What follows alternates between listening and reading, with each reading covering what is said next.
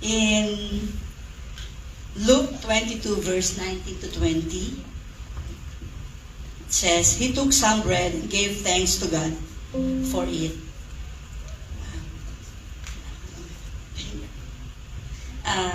Then He broke it in pieces and gave it to the disciples, saying, This is my body, which is given for you. Do this to remember me. After supper, He took another cup of wine and said, This cup is a new covenant between God and His people, an agreement confirmed with my blood, which is poured out as a sacrifice for you. So every time po na inaalala natin, mismo ang Panginoon Jesus na po ang nagsabi, hindi pa po siya na crucify dito, but He already prophesied na mangyayari ito. At gusto niya pong alalahanin natin ang ginawa ng Panginoon sa krus ng Kalbaryo. And ano po ba ang ginawa ng Panginoon?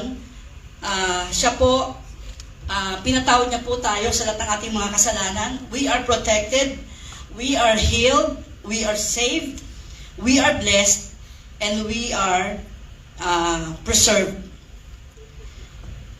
Meron po akong babasahin isang kwento. Ito po. A rattlesnake bit one of my sheep in the face about a week ago.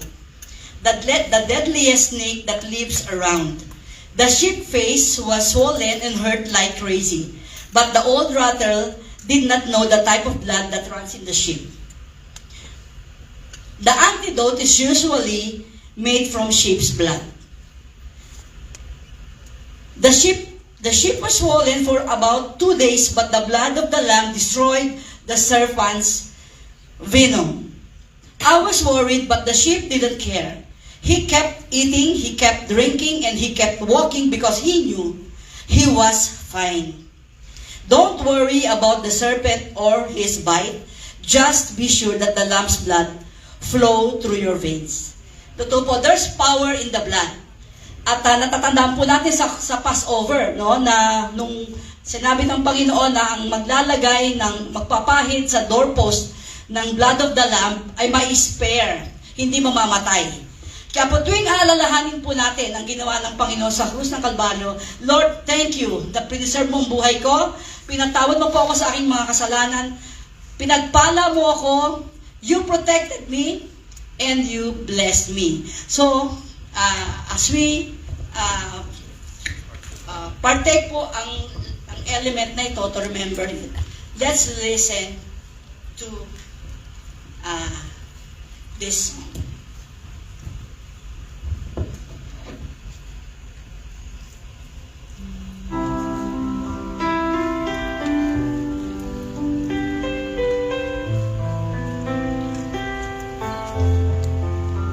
When the weight of the world pulls me down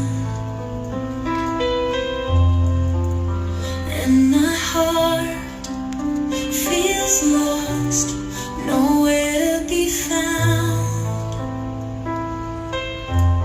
your hand reaches out, your love takes control. You lift me up, Lord, and make me whole. You make me whole. You heal my pain.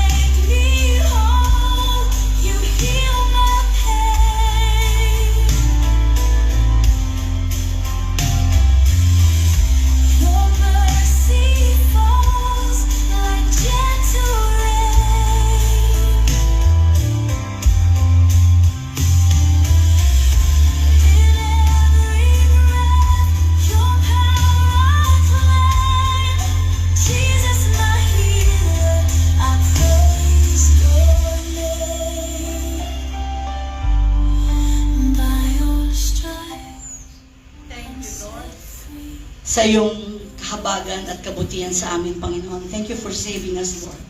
Salamat, Panginoon, sa pagkuha mo sa amin mula sa kadiliman papunta sa liwanag. Kaya naman, Panginoon, we want to give you our life, Panginoon, ang aming mga commitment and devotion to you. You deserve our love. In Jesus' name.